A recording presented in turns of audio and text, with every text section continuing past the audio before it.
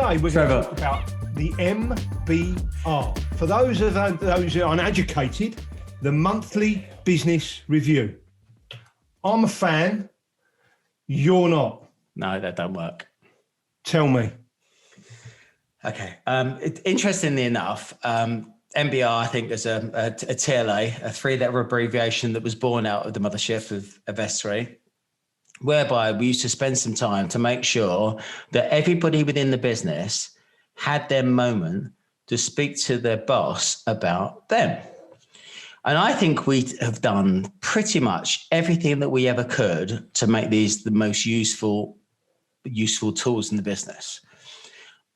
We have asked, we provided them with the data. So it came from a centralized source. So we all were measuring the same things.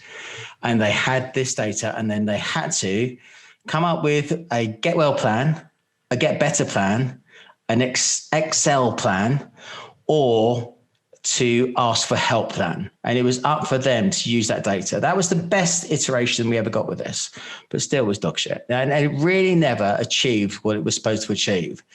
And the purpose being, if you think about S3 and my fiefdom at the time, 60 P&Ls, there are maybe 3 or 4 businesses where there were more than like 100 people, but still within the clusters and pods, nobody was driving a business more than maybe 12, 15 people. Yeah. If I'm managing a bank of desks of 15 people, I know what's going on. I know what you're doing. I know what your drivers are. I know what you're working towards. I know what the pain points are, and I know what you're going through. And I know if you're in a good run. I know if you're going through a bad run. 15 people, I can get underneath the skin of you, and I would prefer to spend my time rather than give you an hour. So an hour a month is what most people think they should give people. 15 hours talking about shit you already know. It's just pointless, right? What's the most important asset any recruitment business leader has? Their people. Their time. Their people change, their time don't. It's their time, it's their time. So if you are going to do it, make it 10 minutes. And if you're going to do it for 10 minutes and it's pointless, and then do it for the people who you need to. I would much prefer to walk people around the block or say, I'm going to go get some lunch, come with me. And I would just have that informal moment, one where you're off guard. It's not in a room where it's all about negativity, performance. If you're doing well, I'm telling you, you're doing well all the time, right? Positive reinforcement. But I've got a page here of stuff. One, it's very stressful. If you're underperforming and you have to sit in a room with your boss, that isn't the place to be. What you want to be doing is walking around the block and talking about stuff.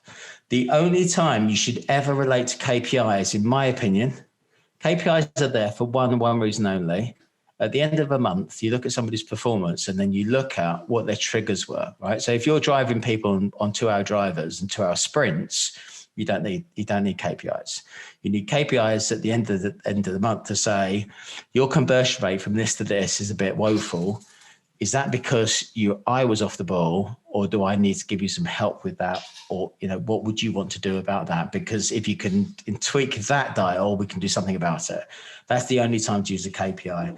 The times of managing people on, over a course of a month, you're supposed to get this many candidates to speak to this many customers, to send these many CVs out, to get this many jobs. That's bullshit. It doesn't work. It's just, it's going back to the 70s. A walk around the block is 100 times more valuable than anything else you do. If you haven't filled somebody's emotional piggy bank up, so you haven't got the right to actually ask for favors, ask for effort, and ask for drivers, then everything you do is falling on deaf ears. So it's pointless and a fruitless exercise. So don't do that. Sometimes you aren't the best person to give people advice. So although you're running a team of 15, that person might have a massive attachment or a massive longing to be that person over there, Steve. Why don't you ask Steve to do the walk around the block to get the guy back on form? Now, I personally think MBRs are a waste of time for a small business, because it's, I don't want to pretend to be the boss. I don't want to pretend to be any better than you. I just want you to do the best that you can. What I want to do is just give you a little rub and go, go on, mate, we can do this. And what do you need, right? You don't need to spend this time. Go for it. Do you know the problem with that? There isn't one. There is. How many P&Ls did you run? 60? 60. How many other people do you know that run 60 P&Ls? I'll tell you how many I know. None. Therefore, there's only one you. And therefore, only you can do it like that. We have to appeal to the masses. We have to appeal to the mediocre, to the better than mediocre, to the excellent, to the great, to the good. Right?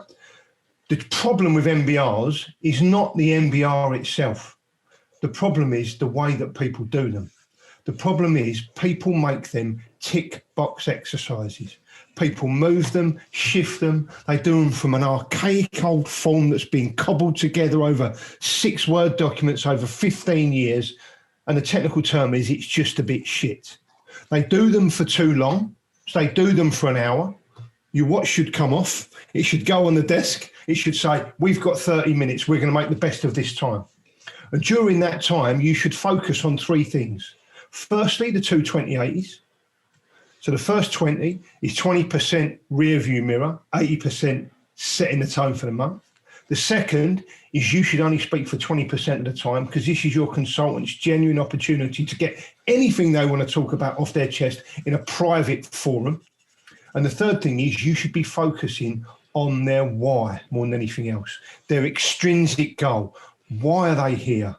Why are they going through this? Why are they getting up in the dark, going home in the dark? Why are they not having lunch? Why are they allowing everyone to say no to them? So my challenge is not with the MBR, it's the actual archaic system and the way that we do them in the businesses. That's my thoughts.